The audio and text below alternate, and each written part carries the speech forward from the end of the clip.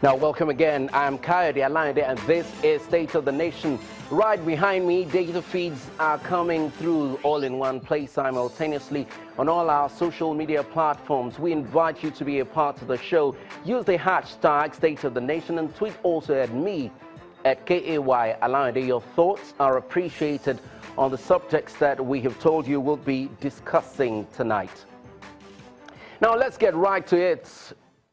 Just recently, Nigeria was removed from the list of countries in recession, and the Nigerian economy is out of recession. That's cherry news for most Nigerians. According to the Nigeria Bureau of Statistics, in the second quarter of 2017, the nation's gross domestic product, GDP, grew by 0.55% year-on-year in real terms, indicating the emergence of the economy from recession after 5 consecutive quarters of contraction since first quarter of 2016. This growth is 2.04% higher than the rate recorded in the corresponding quarter of 2016. That's negative in the negative region, 1.49%, and higher by 1.46% points from the rate recorded in the preceding quarter, revised to negative 0.91% from 0.52%. Quarter on quarter, real GDP growth has, according to the NBC. During the quarter, aggregate GDP stood at over 26.9 million in nominal terms, compared to 23.5 million naira in second quarter of 2016, resulting in a nominal GDP growth of 14.60%. The report added the Nigerian economy slipped into recession in early 2016. I have with me in the studio to discuss, to help us make sense of all these figures, an economist. He is Mr. Sheson Okwade. Thank you for joining us on State of the Nation. Thank you very much, Coyote. Yes, we have so many figures flying all about us being in the recession. Some economists have told us it's not uhuru yet. We can't be talking really, we can't feel comfortable that we are in the recession. Help us to make sense of where we are really. Thank you, Coyote. Currently, from the statistics we've had, it's not yet time for us to jubilate on the analysis that the federal government has given to us. But we can have a little leap from what we've had, considering where we are this period last year and where we are now.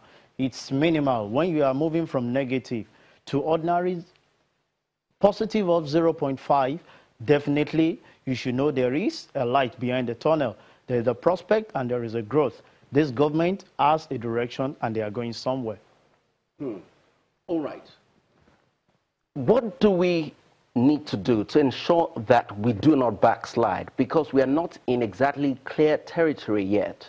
What are the real things that we must focus on now? Yeah, firstly, from what we've heard and from the speech of our president at the 72nd summit at UN, you can see clearly that the first thing this government has been able to do is to be able to remove some bottlenecks that is affecting the business.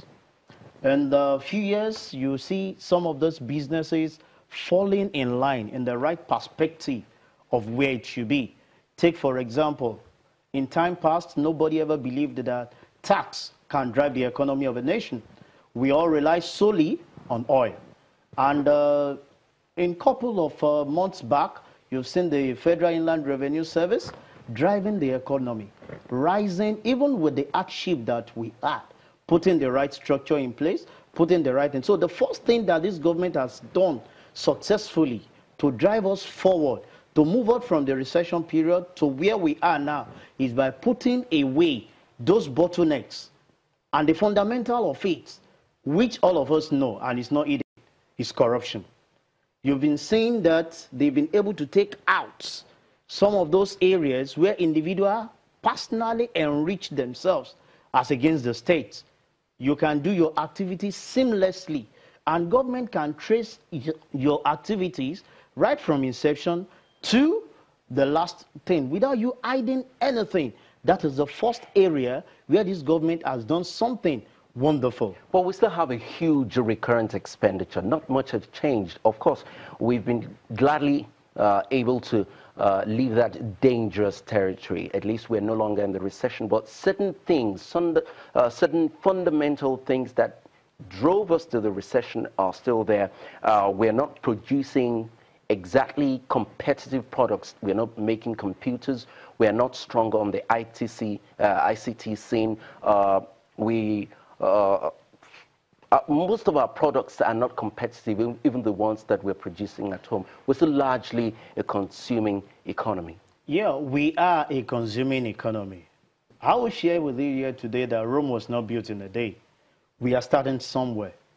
The first thing this government has been able to do again is to build in individuals.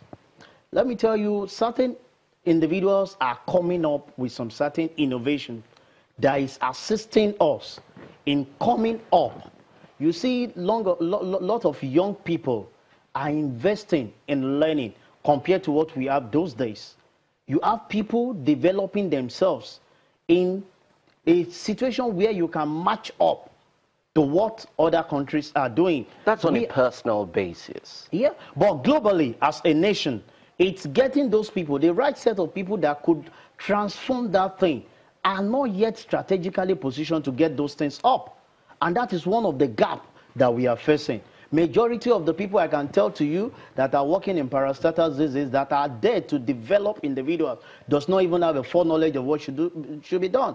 There are some of the people that are at the hierarchy of this governance that I can tell you are not IT inclined.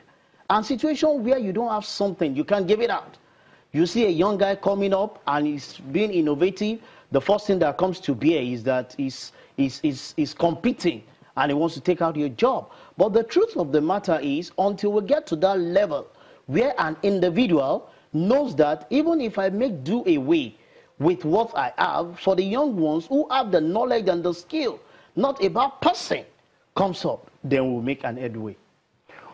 We've been talking about diversifying the economy such that we don't depend solely on oil. The government has had so much conversation about agriculture, for instance. Many states are beginning to look to their territory to see what mineral resources are there so that, I mean, they can make some money. But really, institutionally, are we walking the talk?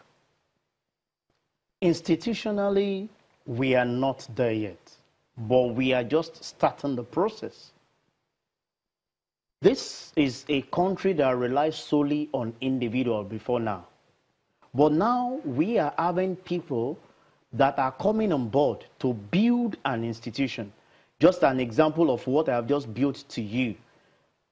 In a few years back, we never see a tax process where you can do your activities seamlessly. You know, you keep talking about tax. Tax is a subset of something more important, which is productivity. There is a limit to which you can tax people, because you can't get much more out of them if they are not more productive than they currently are.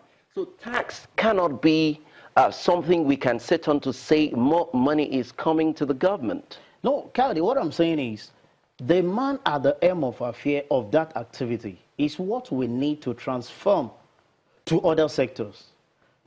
Like the productive aspect of arm of the government, where you have individuals that can build a system. We are not building. For me, pardon me, we need in the science and technology ministry young, dependable people.